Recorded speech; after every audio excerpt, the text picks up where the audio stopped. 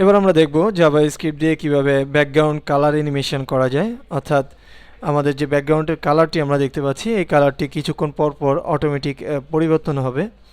এই প্রজেক্টটি কিভাবে করেছি তা এবার দেখব। এই জন্য প্রথমে আমরা আমাদের সিডির যে সোর্স ফোল্ডার আছে, আমরা সেই সোর্স ফোল্ডারে আমরা দেখব যে ব্যাকগ্রাউন্ড কালার নামে একটি ফোল্ডার আছে। এই ফোল্ডারটি ওপেন করব।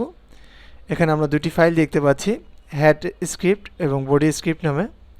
আমাদের এখানে যে হেড স্ক্রিপ্টের মধ্যে যে কোডটি আছে, এই কোডটি আমরা কপি করব।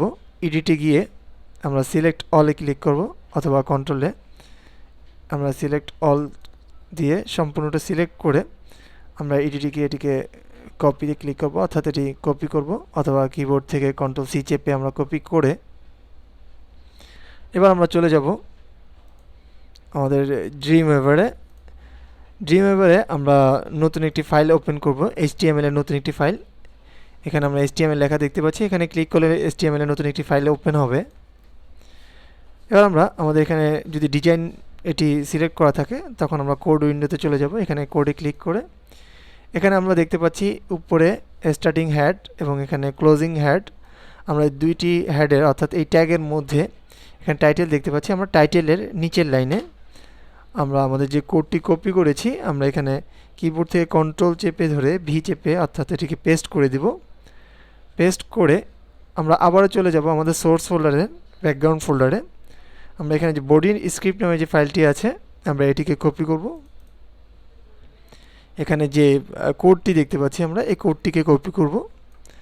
কপি করে আমরা আবার ড্রিমওয়েভারে গিয়ে আমাদের এখানে যে বডি ট্যাগ দেখতে পাচ্ছি, আমাদের ওপেনিং বডি ট্যাগটিকে আমরা ডিলিট করে দেব। ডিলিট করে আমরা যে ট্যাগটি কপি করেছি, আমরা যে কোডটি কপি করেছি সেই কোডটি আমরা এখানে পেস্ট করে দেব। কিবোর্ড থেকে কন্ট্রোল ভি চেপে এটিকে পেস্ট করে এবার আমরা আমাদের এই ফাইলটিকে সেভ করব।